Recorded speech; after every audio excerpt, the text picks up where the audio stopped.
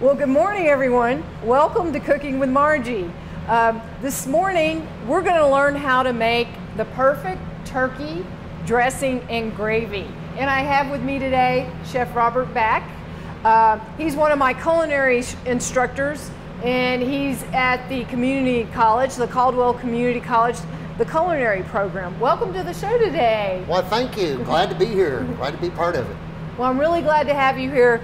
I think I shared with you before that I always cook a turkey at Thanksgiving, and when it comes out and, after the dinner, I always think, is there something I could have done better? I mean, was there a better way to prepare this? It was okay, but it could have been a little bit moister, I think. So yeah, I'm just really excited for you to show us how to make the perfect turkey. This is really timely. Great.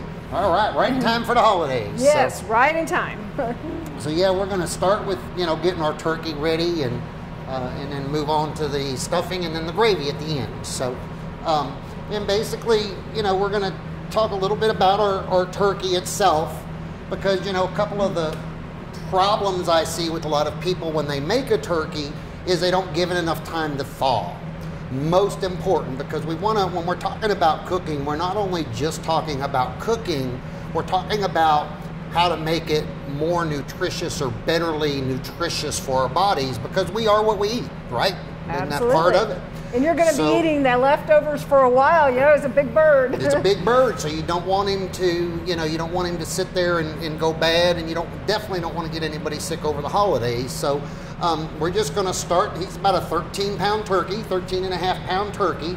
So all I did was took the cover off of him for right now. So the first thing I'm going to do is I'm going to take me a pot, and I'm going to take out the turkey's neck. And I'm also going to take out the insides of the turkey. So it'll have his gizzards in there, and it'll have his liver in there. Sometimes they put them in a pouch in the back, which is what they did on this bird. So on this side of it, we're just going to open up that pouch. We're just going to take his scissors, and we're going to open that up, and we're going to take the gizzards out of there in his heart. So we're going to take these two pieces out, and we're going to discard the liver. You could cook that up, feed it to your dogs or your animals. If we put it in our stock here, it's going to make it a little bit cloudy. So then we're going to take our bird before we wash it, because we definitely want to wash him too. But we're going to cut off the pieces that most people will not eat, okay? So we're going to take this piece of skin right here, and we're going to cut it off. We're just going to slice it down. We're going to throw it in our pot. I'm also going to take the wing tips, which is actually this third joint that nobody's going to eat, that always burns on our turkey. And we're going to cut that off. And we're going to cut it right in between the joint, and your knife will go right through it nice and easy. Yeah, that makes sense. Yeah, that just gets burned. That just gets burned. So now what we're going to do is we're going to take this, and we're going to rinse it off, and we're going to fill this with water, and we're going to bring it to a boil, and then reduce it to a simmer, which means the bubbles are just barely coming to the surface, and we're going to cook it for about an hour. We're going to set that aside. So that part's done. Now we're going to take our bird, and we're going to go wash him out really good. So I'm going to take him to the sink right quick.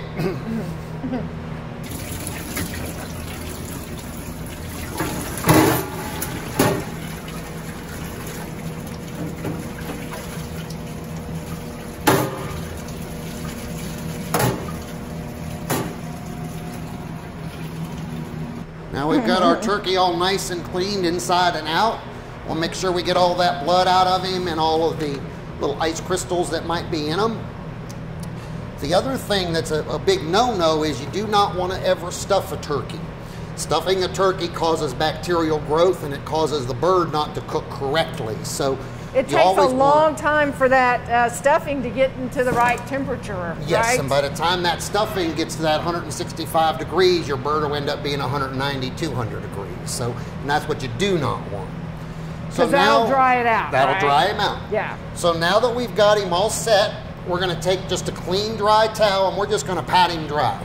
Just going to pat him off. You can do it with a paper towel or a towel, because once you use your towel for that turkey to get that off, you want to throw it in the wash. Don't reuse that, because it's got some of that turkey blood and turkey germs on there, and you don't want to use those. So yeah, birds as well as reptiles carry salmonella, right? Right. So, and you don't want to get that poison in there. So if you have a snake or something, you probably want to do that too.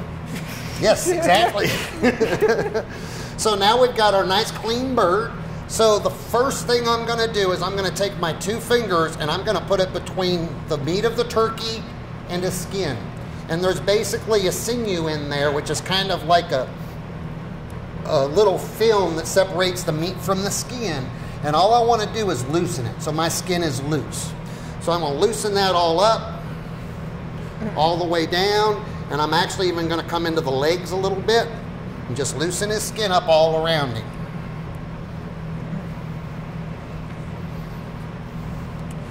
Then the first thing I'm going to do is wash my hands real quick.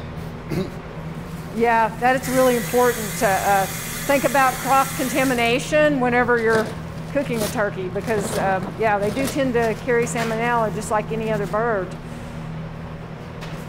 So that's why we have a different cutting board for this raw poultry than we would use for any vegetables to cut those up. The other thing is I do not like using salt when I cook my turkey because usually with Thanksgiving, you get plenty enough salt in all of your other products and the salt really doesn't add a lot. So all I'm going to do is I'm going to take about a teaspoon of thyme leaves and I'm going to hold my turkey up and I'm just going to sprinkle his inside with them. And then I'm going to do the same with black pepper. I'm just going to take a little bit, black pepper, and we're going to kind of sprinkle that inside of his cavity. Could you use white pepper? You could use white pepper. Remember, white pepper is going to be a little bit stronger than black pepper. Okay. We will use white pepper in our gravy, but you could use white pepper. You could even use red pepper if you wanted to. Red pepper? Be a little bit spicier, but it would work. I know. My mama puts red pepper on everything. So yes, that's see, I'm Italian, so that's part of it. Yeah, whatever you like. So now is what we're going to do. I am going to take, and I know it's not the healthiest thing, but you know, holidays are only once a year, so if you're on any kind of diet, I don't think it hurts to be occasional with this. So we're going to use a ½ pound of butter in our bird. And I've got a ½ pound of butter that I've softened up. So all I'm going to do is pinch pieces of it, and I'm literally going to stuff it up underneath the skin. Now that's going to really help with moistness there, isn't it? This is going to help moisten and it's going to help with the need of not having to baste it. So, you know, a lot of people worried about running to the oven every 30 minutes to baste that bird so he doesn't dry out. This is going to eliminate that step. Yeah, so and it's going to provide a lot of flavor. And it's going to give us lots of flavor. So once we get it in there, I'm just going to take my hands and I'm going to kind of smash it down so it goes where I want it to. And I want some in his legs. I want some on his breast. I want it to go everywhere, okay? Now, what if you did that, say, with olive oil? I love the flavor of olive oil. It's, you know, it's more liquidy, so I don't know. You can take it, and with the olive oil, you either want to take a baster will work, or this time of year, everybody has the injector needles available at the grocery store. You can take one of those and suck up your oil and just kind of squirt it in there and rub him really good, and it will work, and it works the same way. Of course, it doesn't have that good butter flavor, but it does have that good olive flavor, so kind of depending on what you're looking for. And then all else I do with my turkey is I'll take fresh sage, so like a package of sage, and I'm just going to take the whole leaves, literally the whole stems and all, and I'm going to lift up his skin and I'm going to shove these up under here so it's sitting right on the breast and right between the butter. And as that butter melts, it's going to release some of this wonderful sage herb in there, and it's going to give you a really good sage flavor to your turkey. And you know, a lot of recipes you might see online, things of that sort, is going to call for poultry seasoning. Well, the main ingredient in poultry seasoning is sage. Sage is a wonderful herb, really easy to grow, so maybe if you had to go buy it this year, maybe next year you can put your pot in the kitchen and grow you a little bit. Grows very easily and very good as a pot. It's attractive. It's an attractive herb too when it grows. Beautiful. So we're going to take our turkey from that point, and And now we're gonna get our pan ready and we're gonna get him ready to go. So can you grab me that pan over there, the long one? Okay. So when I cut up to go, you don't want your turkey to be sitting in the juices and the fat that turkey releases. So instead of getting a roast rack or anything like that, all I'm gonna do, now I've pre-washed this celery, and all I'm gonna do is cut it into big chunks, and I'm gonna lay it right here in the middle of my pan. Same with onions. I'm gonna take my onions, and I'm literally just gonna quarter them. And there's two reasons for this. The big reason, like I say, is you do not want your turkey to sit down in the drippings from the turkey, okay? Because that would be unhealthy. It would also make your turkey kind of mushy. So I just set these up here so I can set the turkey right on top of those when it's ready to roast. The other nice thing about putting your onion and celery as your rack is we're gonna use those pan drippings to make an awesome turkey pan gravy. And that celery and that onion is gonna flavor your gravy for you along with the sage that's in the turkey. So you're kind of roasting the vegetables as well. I'm roasting the vegetables and extracting a lot of their flavor and their vitamins and minerals, because these are raw vegetables, so they're still full of those vitamins and minerals that we need and we like. And then the other thing I'm gonna do with my bird is I'm gonna take some oranges and I'm gonna quarter them. And usually this bird will probably just take one orange, but I do orange and lemon, which is 2 citruses. And I'm just gonna quarter them. And then all I'm gonna do is take them, I'm gonna squeeze a tiny bit inside the turkey cavity, and then I'm gonna stuff the turkey with it. So we're just gonna take these pieces and we're gonna stuff this bird. I'm gonna kind of alternate between oranges and lemons so you don't have just one spot of one of the fruits. So now what does that do, Chef? The citrus that's in the oranges will actually help break down some of the muscle tissue. And you're also going to get a very delicate flavor with the lemon and with the orange, are 2 delicate flavored fruits. So you're going to have a much juicier, more flavorful bird. Nice. So then once we get them like that,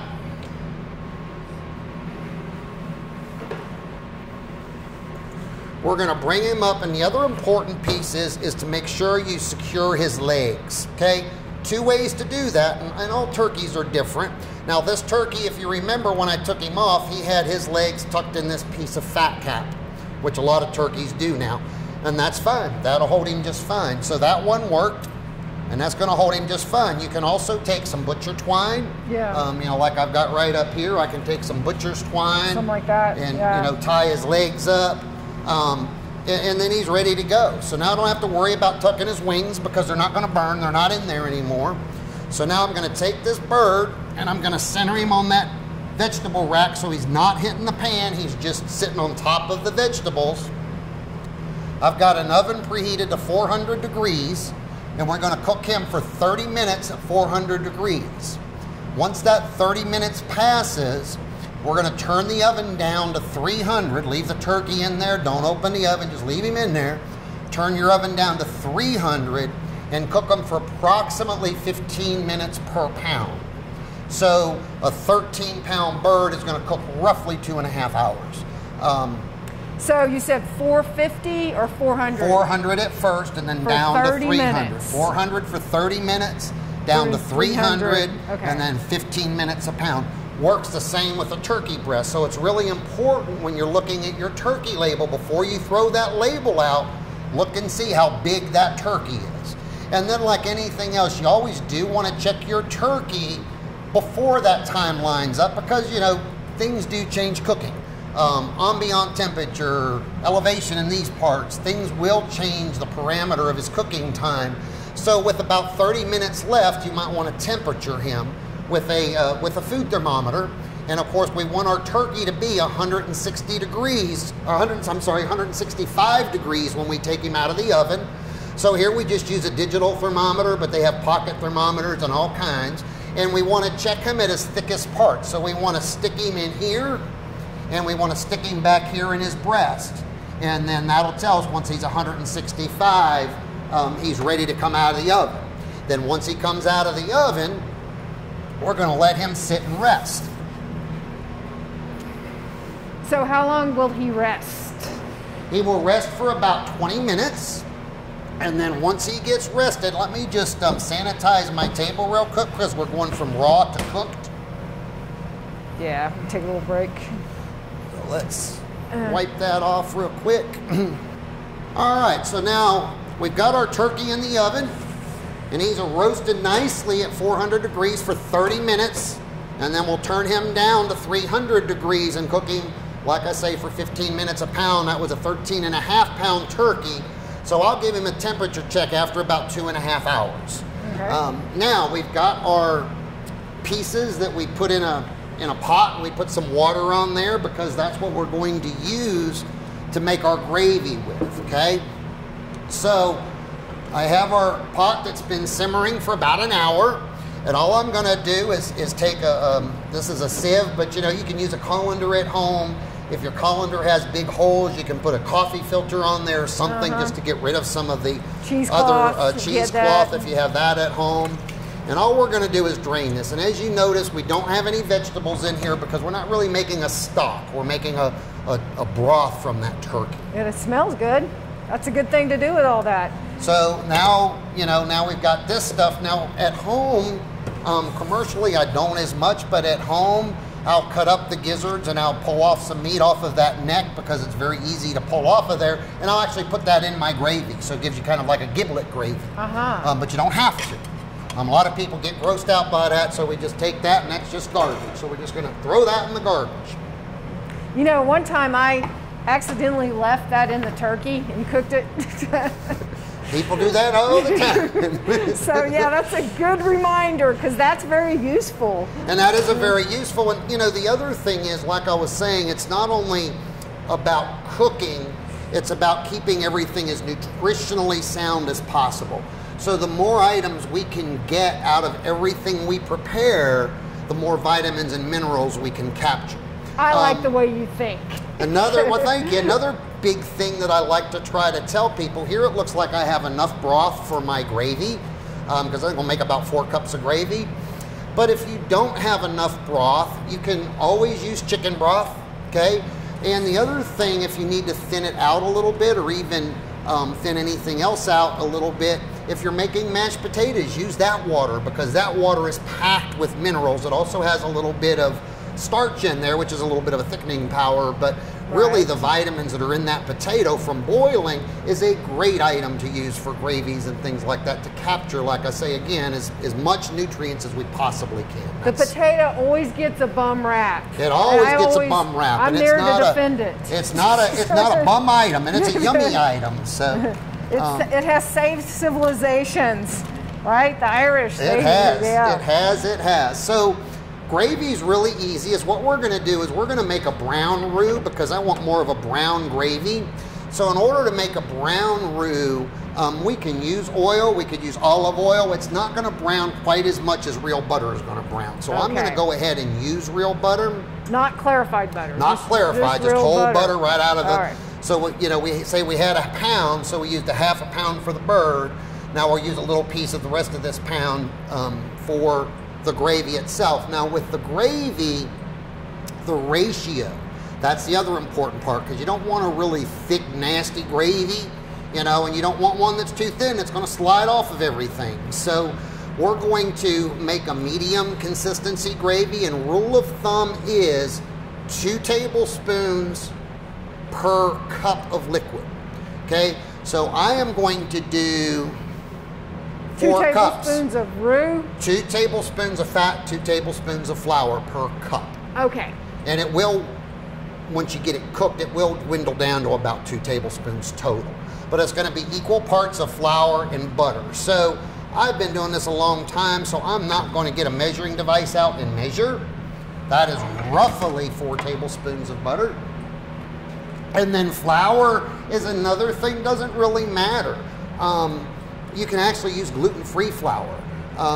You can, if everybody is really highly allergic to gluten, you know, you might want to think of thickening. You can mix cornstarch with water and use that as a thickener. Just remembering, right, with that cornstarch mixture, it will go back down to a liquid if you keep boiling it, so it doesn't hold real well. The roux is a much more stable type of thickening agent, so that's what, you know, we'll use for this gravy here. I didn't realize that about cornstarch.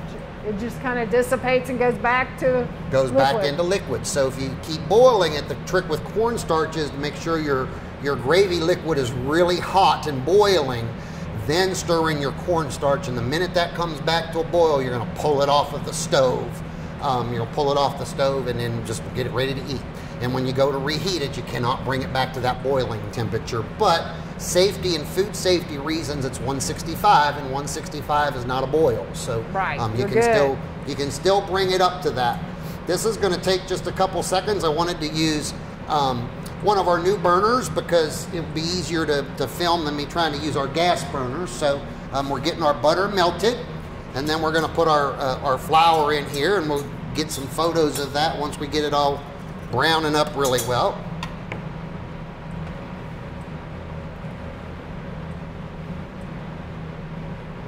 Now, are you going to use any vegetables in your gravy? Or you just, this is kind of a plain? The gravy is going to be that broth that we just made, plus it's going to be the pan drippings from the turkey. Okay. So we will have the drippings, which have the onion in there and the juice in there. So we're going to pull off our beautiful turkey, and then all we're going to season our gravy with is salt and pepper.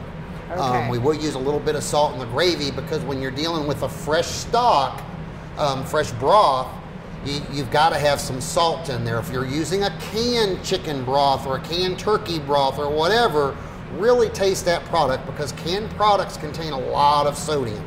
And generally speaking, we as Americans get way too much salt in our diet. So that is one item that we really, with the holidays, would really help with you trying to cut down on that piece. And you know, these are ways that you can really cut down. You do not have to salt a turkey. You really don't have to salt the gravy if you're using a canned stock. Usually I have very little salt, if any. Well, this stock's going to have more flavor, too. This stock will have more flavor and I have a little more vitamins in there. So we've got our butter all nice and melted. We're going to throw our flour in there. We're not going to throw it. We're going to put our flour in there. And then we're just going to stir this up. And we're literally going to keep stirring this and cooking it until it starts browning.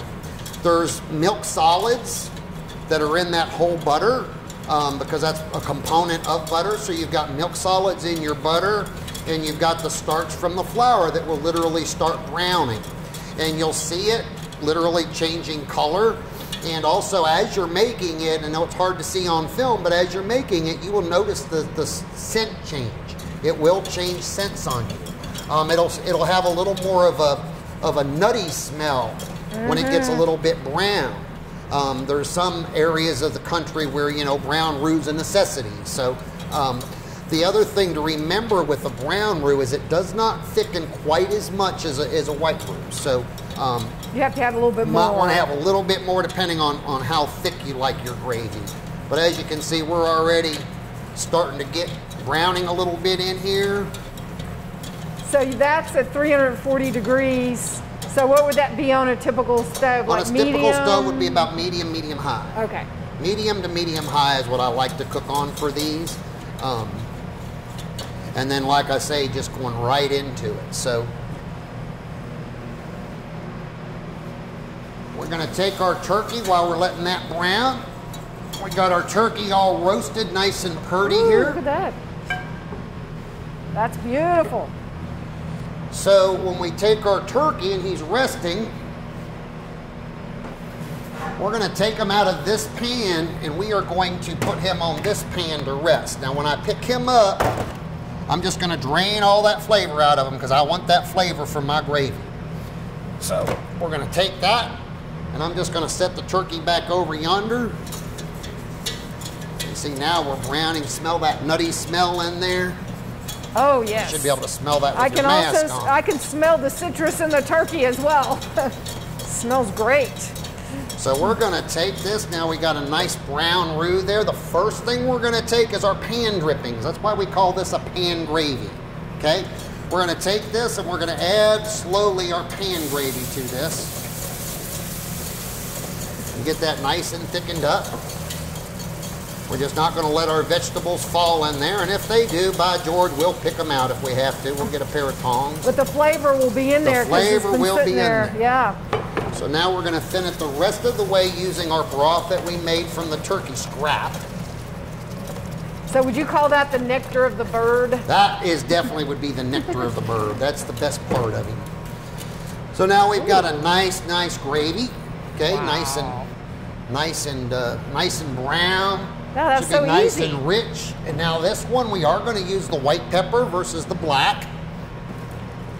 Remembering that, once again, white pepper is a stronger pepper. And turn my stove down to about a little medium low, basically. And I'm going to start with just a little bit of salt. The other thing to remember when you're seasoning products, you can always add, you can't take it out. So always add in small amounts. You can always put more and more and more in there. Another secret thing is too, and I didn't do with that, and like I say, I've been doing this 40 years, but usually is to put it in your hand first. And the reason you want to do that is so it doesn't fall into your product as much. So I've got a little bit thicker here, so I'm going to thin it down a little bit more because I want my gravy a little bit thinner than that. So we're just going to thin that down a little bit more. We're going to let that come back to a boil. This is exciting. And then we're going to try just to see if we got enough salt in there. Yeah, you can always add more, like you said. And I can use just a tad more salt, so we're going to put about another teaspoon in there. We're going to add just another little hint of pepper. And now we've got our gravy ready to go. So now this is something, you know, we can have ready to go. It's kind of the last thing we're going to do because we had to get our turkey out of the oven. So we're going to let this simmer for just a minute, and then we're going to get into our stuffing part. The reason I like to do the gravy or hold the gravy back enough for the stuffing is because I want to use the turkey broth as much as possible. And then I will subsidize it with the chicken broth if I need any more, liquid. So I'm going to take this pan and I'm just going to put it over here on low, just so he can reduce a little bit more and simmer a little bit more. All right. Now, we're going to take our skillet. Now we're going to make some stuffing, right? Now we're making some cornbread stuffing. So, now with stuffing, again, you know, it's the holidays, so we're going to use butter, but you could use olive oil. You could use no fat. You can actually saute, or actually what we call sweating in the industry. We could put our vegetables in here, put a lid on here, and let them cook in their natural juices. Right. That is extremely healthy way. But we want a little bit of butter flavor, so we're going to use a little bit of butter because once again, you know, I do personally, I do have some diabetes and I've got some high cholesterol issues, but I do butter in moderation, and it does not play with my numbers. So, well, and this is once a year. That's once a year project. That's why I tell people, use your recipes that you love, enjoy yourself, right? You got it. That's what it's all about. That's part of being healthy, is enjoying your life. So as what we're going to do is we're going to take just a couple of tablespoons of butter, so we don't use a lot, just a little bit. And we're going to put that in our pan. And I have pre-chopped here, I've got a cup of celery, a cup of onion, and I like to use sweet onion. Personal preference, you could use, you know, regular onion, but I did use sweet onion. And I also cut up a package of sage. So it's a package like this of sage. I like sage. It's a wonderful herb. You don't have to put in as much if you don't want to, or if you don't like that flavor. But I do like that flavor quite a bit.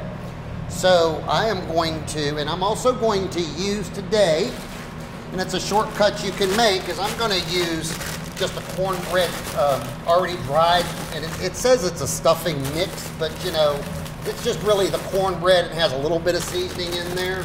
I couldn't find the plain one with no seasoning because that's the one I usually purchase.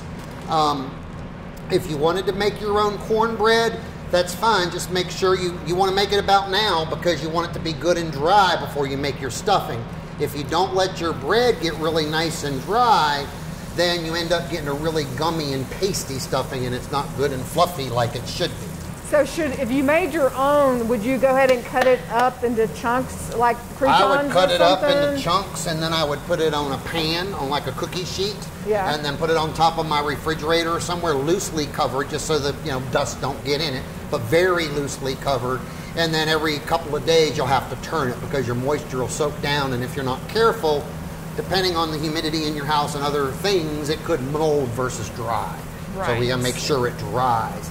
Now at home, for example, I take the ends of my breads and things like that, and I just keep them in the freezer throughout the year. Then when Christmas and Thanksgiving come, the only times we personally eat turkey, that's when we take them out and we'll cut them into the croutons and dry them out about a week ahead of time. So, you know, really the planning part of a Thanksgiving, and to make the perfect turkey, the planning part is extremely important, because we can't rush out at the last minute and expect to get a frozen turkey and put it in the refrigerator overnight and it be ready to cook the next day. Does it take, what, about 3 days? It or takes something? 3 to 5 days. This turkey I actually bought over a week ago, and when I first opened him up, he still had a little bit of an ice chunk in him. So he was still a little icy. Not bad, but a little bit. So here for our stuffing, we're just going to kind of cook the onion and celery, and we're going to start to get that aroma. And we want to keep stirring it so we do not brown it. We don't want to brown it. We just want to cook it. And like I say, if you really wanted to, you could omit that butter and you could just put a lid on here and let it cook in its own juices till it starts to get a little bit tender. Now, what if you wanted some different vegetables in there? What, like maybe some carrots to give it some color? You could put carrots in there. Olives go really good in stuffing. Another really healthy alternative is walnuts. Walnuts go great in stuffing, and walnuts are loaded with vitamins and nutrients that are very good for many types of ailments. So you can stir walnuts in it. It's basically limitless to what you can add to it. I know a lot of people like putting like water chestnuts in there because they're really good in there. So really you could do anything. They would give it an interesting texture. They do give it an inch because they give it that extra bite. I've got a brother-in-law that likes to put black olives, just whole black olives in his stuffing, and it's really, really good. So all we're going to do, we've got that aroma going really good right now. So we're going to add our sage. So this would also be over like medium heat. This is over a medium heat right now, and we're just stirring. Like I say, take about 2 to 3 minutes total till it gets nice, and you'll start seeing, you see the onions are starting to go a little bit translucent now. They've changed from that white color they were, and now they're going translucent. So that's about ready to go. Now for this packaged stuffing, which is about 4 cups of product, we're going to use about 2 cups of broth. So I'm going to use my measure this time, and I'm going to take the rest of my broth I've got. Oh, look at that. Look at that, exactly 2 cups. That's amazing. So we're going to throw that one in there. And we're just going to kind of deglaze the pan with that. So we're going to get all of those flavors that we just put in there with that sage and with that onion and celery. And we're getting all of that flavor boosted up. And now I'm going to turn the heat off. And I'm going to open up my package of stuffing.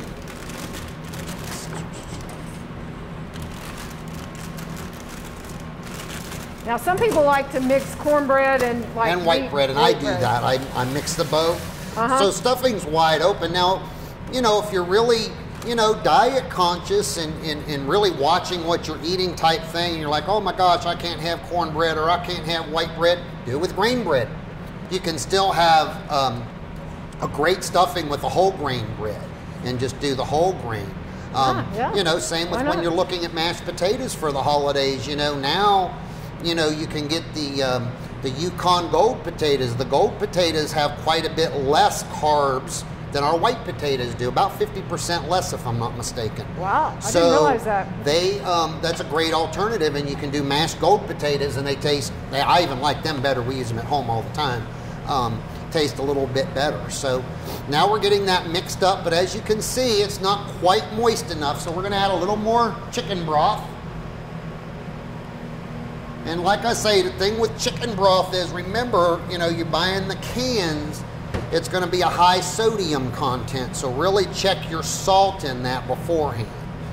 Now up to this point, we could take this, because I know everybody is always, you know, between getting dinner ready and everything for Thanksgiving and then time to play with the kids and all that good stuff, you can make this stuff the day before. Just make it a day ahead and get it ready to go. You can get your turkey out and get him prepped up on Wednesday, and then that way you've got your wing tips and everything to make your broth with Wednesday, and just have your turkey ready in the fridge, pull him out Thursday when it's time to put him in the oven, whatever time you're going to eat, and get him in the oven, and then you can have your stuffing already made, so really your steps are a lot less. So now that we got a good consistency for our stuffing, oh, can I get that other half pan? Sure. We don't want it too dry, we don't want it too moist. If it's too moist, it'll be gummy. So now all we're gonna do is take this stuffing and we're gonna put it in our pan. Say this could be a 9 by 13 at home. And this is just, like I say, 1 bag of stuffing mix, and 1 bag of stuffing mix will feed about 6 to 8 people. And with our coronavirus and our pandemic that's happening now, that's, you know, recommended of how many people eat. So 1 bag is pretty good. And then, like I say, to this point, you could take this and wrap this and put it in the refrigerator and then bake it tomorrow or for Thanksgiving. And then just remember, when you're baking that, it's in the refrigerator, so it's going to take about 40-45 minutes to get back up at 325 degrees. But I'm going to take mine, since we're getting this whole meal together, and we're going to put this right in the oven, and it's going to cook for about 20 minutes. Oh, that's all, yeah. And really quick and easy, and he's ready to go. We're going to cook him at 325. Okay, for 20 minutes. For about 20 minutes. And that's it? And that's it. Wow, that was so easy. So now we've got this beautiful bird. I'm just going to clean my area just a little bit here. So this is cooked. This is okay then to use this because this is already cooked. Yes, because he's already cooked. So we're going to take this bird. I'm actually going to put gloves on. I mean, at home, just make sure you wash your hands really good if you don't have gloves. But since I have gloves here, I'm going to use gloves, because one thing we teach our students is anytime we're touching something that's ready to eat, we want to wear gloves, because that helps protect it from the bacteria. So we're going to take our turkey, and even this little bit of juice that came out while he's resting, I'm going to put that back in my gravy. Just so we can add every little piece of flavor that we got to make us a beautiful plate. Then we're going to take our turkey and we're going to take out the citrus. And as you can see, it's just citrus that's been cooked, and it's got the black pepper and thyme pieces on there. So, you know, Chef, another thing that I did last week, I cooked up the sweet potato casserole in a cranberry relish, popped that in the freezer. Oh yeah, so that could be made ahead of time. So, yeah, you know, when people stress about Thanksgiving, if you get your game plan together, it's really not that hard of a holiday to cook for, because there's many of things you can do ahead of time, you know, and it just doesn't take that time to really get everything ready to go. So now we've got our whole turkey, and we want to cut it the right way, because part of meat's tenderness and part of its palatability is the way it's being cut. Many of people cut turkeys in the wrong fashion, so it's a really important part of our day. Okay, so the first thing we're going to do is we're going to take our little knife, and we're going to cut the rest of these wings off. Now, when you take your wing, if you just pull it backwards, you're going to kind of hear it pop, and there's going to be a little joint in there, and we're just going to cut right through that joint. And we're just going to set those wings aside. If your family's like any other family, there's always going to be that person that wants that little drummy or that little wing joint. You know, I know here, you know, my big boss on this campus, he loves the turkey leg. So when we do our holiday party for our faculty and staff, we, you know, always know to save him a leg. So that works out well. if everybody likes something different. So this part, we're just gonna, like I say, we're gonna cut those off and we're just gonna set them aside. Now we're gonna take our 2 legs and thighs and we're gonna push them down. That's all we're gonna do. We're just gonna push them down so they're kind of holding our bird straight. Now, the other thing that's very bad for you is skin of poultry. Okay, lots of cholesterol in there. However, there's been tests done that you can cook your bird with the skin on and it's going to contain no more cholesterol than if you did with the skin off. And that skin on actually gives you lots of protection to your meat. It's going to hold the moisture in. It's going to help to hold that moisture in and help the basting. So you could see all of the juices I pulled out of there. So now I'm just going to pull his skin off. And as you can see, we still got an extremely moist turkey breast. Oh, that looks great.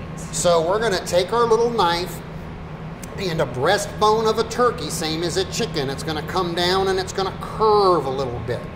So we're going to start right here at the breastplate where we can see it. And we're going to hold our knife down and we're just going to cut this half of a breast lobe, is what they call this. We're going to cut this half of the breast lobe off. So if you had a turkey breast that you were doing, this would be how you would do it. Right here. You would just do this piece. So now we've got 1 lobe right there, so that's 1 turkey breast. We're going to pull off the other one right quick. Now as you can see, I did damage this one just a little bit from pulling his wing off, but no big deal. We're still going to eat him. Still haven't lost anything. We're going to cut this one off the same way. Like I say, they're just a go through down there. So we're going to cut this piece off of him. So now we've got our 2 turkey lobes there. And then now we're going to just cut our thighs off. So same thing as the wing. We cut that little tiny bit of flesh. We can pop that joint. And then we're going to pull our wing, or I mean our leg and thigh right off. Now, we've got both of the legs and thighs off of there. We've got his breast lobes off of him. So now this piece of turkey, this bone of turkey and this scrap before anybody eats off of it, great to make turkey soup with. Great to make turkey tetrazzini with. So you want to know what you're having for dinner tomorrow with your turkey sandwich, make you some turkey rice soup. You know, you can make turkey soup with wild rice, gives you a little bit better grains, better nutrition. And then all I would do is kind of the same I did. Once I get all of my carving done, I'll just take this breast and all the other bones, put it in a pot, cover them with cold water, and then bring it up to a boil, reduce it back down to a simmer, and I'll cook that for about 1.5 to 2 hours. And then I'll drain it all off just like I did, and then I'll make my soup from that point and add all my vegetables and my rices and things of that sort. So now that we have our breast lobes done, now if you think about when he was on that turkey, they were sitting up like this. So most people don't take this step and take that lobe off, but that's what his breast looks like. Most people are just going to start carving them, okay? And that's the wrong thing to do, because meats should always be cut against the grain. And if you look at a turkey, his grain is running this way. So when we're slicing them like that, we're going with his grain instead of against his grain. So we want to take them and turn it to where his grain is running this way, and we're going to slice against it. And then we're just going to slice nice little pieces. And we would put this like nicely on our platter. And we can, you know, literally slice up that whole breast at a time. Then when we go to put him on the platter, we can just lift it up as that one breast, and he's laid out. You don't have to transfer the slices and touch all of them all the time. We can just take our knife and scoop those up. Put them right on your platter, just like that. Wow, that was so fast. We got this, you know. That can go in your soup. That can go in your soup, or can go in your turkey hash, or whatever. And when we get to the turkey thighs, again, I like to just take the skin off, and I actually feed it to my dogs, good, bad, or indifferent. They love it. It's their Thanksgiving treat. So, you know, I've got 2 big Great Pyrenees, so they like that stuff. So I just pulled the leg off, and I can literally by hand just take this, see how nice and tender and juicy that meat still is? So and I can pull tender. that bone right out. And then I can take these pieces of thighs and then we can just kind of cut them into our little pieces, which is our dark meat. And that's just going to be a lot really juicy. That's going to be really juicy meat right there. Yeah. And then now with the legs, like I say, a lot of people like the legs. So we just, you know, give them to them whole. Yes. But if you want to get that meat off of there, it'll literally just pull off. But the one thing I did want to point out with the leg is your leg has a lot of tendons in them. So you want to make sure when you go to cut that you're pulling those tendons out, because if somebody bites down on one of those, it's not going to kill them or anything, but might turn them off of eating turkey again. Because, you know, you have the same tendons in a chicken leg, but of course a chicken's a lot smaller, so most of them disappear when you cook them. Turkey's not like that. That's true. So now we've got our turkey all cut up.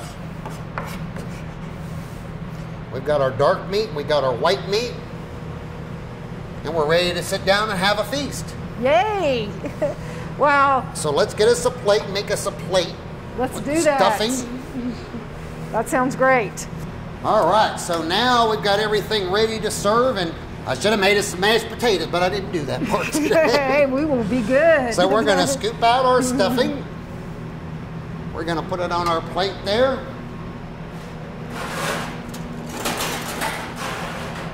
And then we're gonna take a little bit of our turkey meat. It's been cut nice and purdy. We're gonna put us a little bit of white meat on there. And we're gonna put us a little bit of dark meat on there.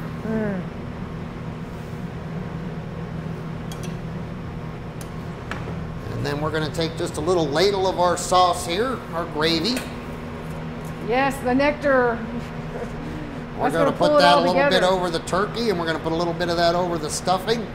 And now we have a beautiful Thanksgiving dinner ready to eat. Oh, and I can see that now with my beautiful sweet potatoes and my cranberry relish and some green. We'll be ready to go, and some green beans or something good like that. Would you like to try a bite? I can't wait to try a bite. And I just want to thank you so much for showing us how to do this. You make it look easy, and I think you just gave us some really good tips. And I hope I did, and I hope I shared some insight to show you that it really is not hard to do that Thanksgiving meal. And we can do it, as you see, with very little stuff that's already pre-purchased and pre-chopped, because, you know, every time we process something more, we're taking away vitamins and minerals that we could eat, and we're also adding to the cost of it. And sometimes we take away flavor too. Right. So, yeah. When we're taking those minerals and vitamins, we are taking that flavor away. So this is a way to do it without that rack, those vegetables cooking and giving your gravy a nice flavor with the celery and the onion in there. And that's why I like to use sweet onions, because sometimes the yellow onions can be a little harsher. Sweet onions seem to work a little bit better. And just nothing to it. And like I say, you can make that sweet potato and that cranberry ahead of time, throw it in the freezer. Gravy, you can make, you know, you won't make it the day of, but you can make the broth part, and then you can make your turkey, you know, hold enough of your broth for your gravy that next day when you get them pan drippings out, and make your stuffing, get it in the refrigerator, so that way Thanksgiving morning, all you got to do is relax. You decide what time you're going to eat, you get your oven set, and you start putting things in the oven. It's that easy. And instead of stressing for the holidays. You can enjoy your family and your time with them and not be exhausted. So exactly. That's the goal. That's what it's all about, making them something that's good, nutritious, healthy, but at the same time be able to spend time with them, because that's what the holidays are for. That's true. Well, thanks again, Chef. I really appreciate it. My pleasure. And happy Thanksgiving. Happy Thanksgiving to all.